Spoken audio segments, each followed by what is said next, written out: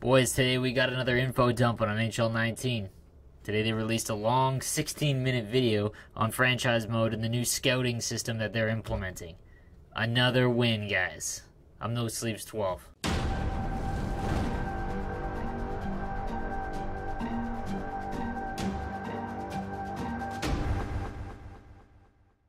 So let's start at the beginning, alright?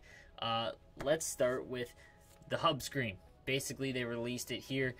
It remains pretty much unchanged. So let's discuss the scouts. Now, instead of having one like you would in the last 5 NHLs, you can hire up to 20. And here's where things get awesome. You can hire pro and amateur scouts. I'm going to get into that in a little bit. But you can also hire and fire them throughout the year. The CPUs will as well. How they evaluate all different abilities, they will go into in-depth in how they skate, how they pass, how they break out, how efficient they are, and how accurate their growth is going to be, as well as their character. Are they, a cancer in the locker room? Those kinds of things. And different scouts will, obviously be experts in different areas. That being said, there's also region-based. So when you have a scout, they will be more proficient in certain areas, whether it be pro or amateur, all over the world. So if you have someone who's, proficient in the OHL, and you send them to the OHL, they're obviously going to give you more accurate readings. And the longer that you send them to these places, the more growth and familiarity they will have. It's not just a static number right when you hire them. You will also decrease their ratings in other areas if you don't send them there for a long period of time, which is truly accurate, which is realistic, which is amazing, because that's what this is about. You can assign scouts to different regions like European leagues as well as NHL divisions. I'm going to get into that in a little bit, but that's also another cool in-depth thing, because pro scouts are extremely important in this game, and again, it's another way for it to get much more realistic. So here's the team management screen. It remains mostly unchanged. Again, just the new darker modern tone that NHL is going with. That's fine. Here, let's get into the main piece of this, the draft class window. This is where stuff gets awesome, okay? So the amateurs are way more detailed. They also have a central scouting rank. So throughout the season, this is going to update as the season progresses. You're going to get a central scouting rating. So throughout the year, you're going to see how your own scouts will also, compare to the central scouting. They may differ, which is awesome because that's how it is in the real NHL. If you don't scout, obviously you'll have something to go off of with the central scouting thing. If we see here, Clemenson is ranked 2nd by central scouting. He's not really, he hasn't been scouted, but he's ranked 2nd by the central scouting. So if you really wanted someone and maybe the first couple guys that you did scout are gone, you at least have something to go off of. The best player based on central scouting will be there. The new scouting card. The initial report summary has junior stats that are going to update throughout the year, and you can see how they're doing. So basically, throughout the season, if you put someone on your watch list, which I'm going to get into in a second, you can watch and see how these guys' stats are going throughout the season. Is someone blowing up? Maybe they're having a trash year, and that's why they're falling in the central scouting, or maybe that central scouting isn't noticing that they're falling. Now on the scouting card, the other pages of it, it's going to show their strengths and weaknesses. So for Vitaly Popov here, it's going to show that he's pretty much elite in everything, but his weaknesses are team chemistry and things like that. So not really a team guy, which is fine, I guess. If you have a strong locker room, he would be the perfect player to add to your team. The third screen would be who they are comparable to, which is awesome. It's going to show their personality and who they compare to. So Vitaly Popov is a medium-ranked elite prospect, and he compares to Nicklas Backstrom. So there's a very, very good chance he's going to pan out to be an extremely good player and a really safe bet, especially considering he's ranked number 1 overall. So, like the past few seasons, I also did mention that this player was specifically not a very good team guy, which is fine, but that being said, when your locker room isn't going well in this game, it can lead to a bunch of losses, and you could have a hard time getting out of a losing streak, whereas a really tight locker room that's going really well has a better chance to perform better.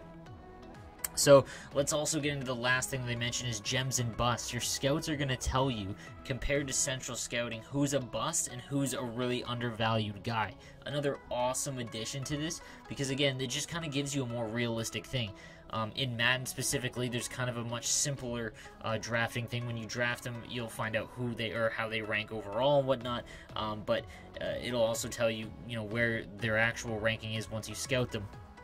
This is kind of mirroring that. The gems and bust screen will show you if a player is undervalued or overvalued. Again, an awesome addition. So like I mentioned earlier, you can now watch list players with the new draft board.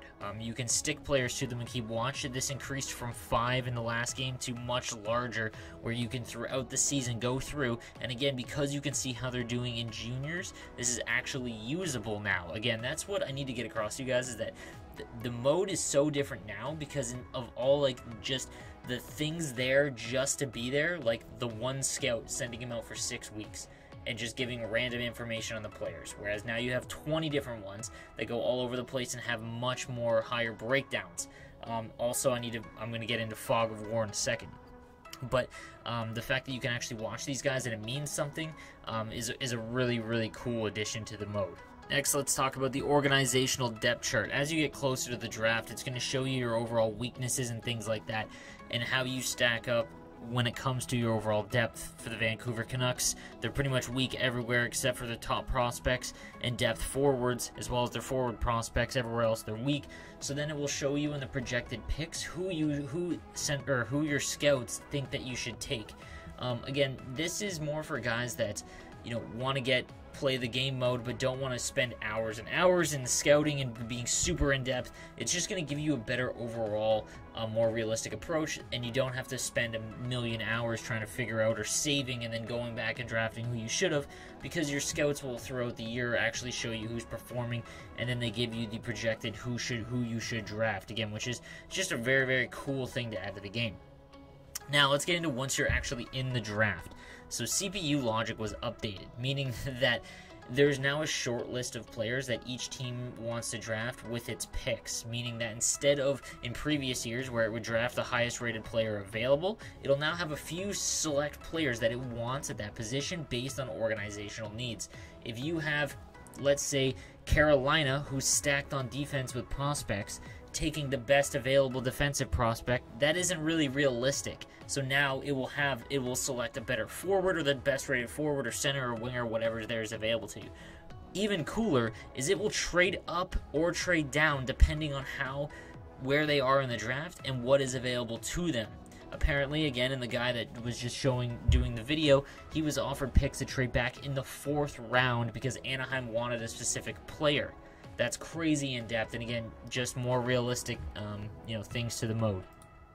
All right, next, let's discuss potentially the coolest part of this whole video is the Fog of War, and how insanely realistic that this actually makes GM mode.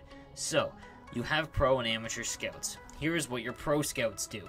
Your pro scouts are sent out to, let's say, the Pacific Division, or in this case, because they're not in the Atlantic Division, they don't really see Tampa that much. So this is the Tampa Bay screen. You'll notice that Braden Point is an elite, but he's actually only got 3 bars. A little binoculars beside each player determines how accurate their stats are. The more bars to the right of the binoculars, the more accurate. So this Braden Point only has a 3.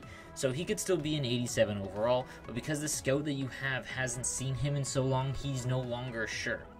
This is where it's cool. The example that they give, he states that he traded for Jeff Carter in 2022 or whatever, I don't know why, and because his scout hadn't seen him for a while, he didn't realize that his stats are actually much worse, and he was getting worse and worse, and he actually had to overpay because the rating overall was a certain amount, but when you actually traded for him and started to see the ratings, it was obviously that he was a much worse player than the scout had indicated. So the more accurate your scouts are and the more often that they are in different areas is going to impact who you acquire. You can actually make bad GM moves now, and not because you're not good at trades or whatnot, but because you simply do not know if these players are going to do well.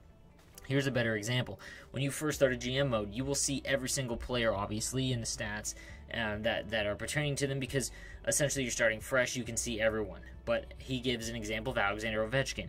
The more that you go on and the further along that you go in your GM mode, and you're a Western Conference team and you're not scouting the East at all, you're not going to know Alexander Ovechkin's specific stats, okay? Now, where this comes into play is when you have free agency or RFAs and things like that. If you're not scouting them before you sign them, you have no idea. Here's where it gets even cooler. So you sign a rookie, let's say Vitaly Popov, or maybe a third rounder, and his overall is half decent because your scouts had shown and everything like that, and he looks to be a good player. The preseason in previous franchise modes have been completely pointless and useless. You just sim them. They're just, again, there because they're there. They're there just to be there. They don't offer any actual benefit. Now, if you don't play your prospects in those preseason games, you will not see what their ratings are because of the new Fog of War system. That's amazing. The fact that you can actually see and now clear up your stats because you are playing these players is much more realistic. Again, guys, this is what the key tone to this whole trailer is, the fact that it's so much more realistic. So now preseason games actually have a point, which again just all ties into how fantastic that this looks going forward. The fact that you actually have to play your players to see what their ratings are is just a great addition to the mode instead of just randomly generated. So here's my one concern, because they didn't touch on this. Again, I'm a pretty realistic guy. I know everyone is going to think because I got Game Changer, I'm just a fanboy. It's not the case. Still extremely blunt. They didn't touch on player progression. They mentioned it at the very end. They said they've revamped player progression. It's now much more natural and more realistic. That needs to be fixed, or this is all pointless. The draft and everything like that is going to be much better, way more in-depth. Even player trades and things like that, you actually have to scout them before you make trades because you might be getting a worse player. That's sick. But if player progression, if you have a rookie and you play your whole 82-game season and he lights up the league and he only goes from a 72 to like, you know, a 76, that's just not that's going to kill the realistic portion of what they've included in this game mode, and that's my biggest concern still. So we have to hold and wait and see what's going to happen there. But the things that they've done so far in this video alone, amazing, and you guys should be super optimistic about it, much like just as I am, because I'm finally interested in franchise mode again. So guys, those were my takes on the new franchise mode and the scouting that is inside of it. It looks great. I think it's going to be a fantastic addition and actually bring some life back to the game mode. I used to be a diehard franchise player, and I haven't touched it in 3 seasons just because scouting and player progression has been so garbage, but now it looks great. So guys, again, if you want to support my channel, I'm almost at 5,000 YouTube subs. Hit me with a sub if you want to, you want to support me. I'm also on Twitch Monday to Friday, 9 a.m. to 11 a.m.-ish Eastern Time. Come chill, hang out, whatnot, and yeah, I'll see you guys with more NHL content along the way. Have a good one, boys.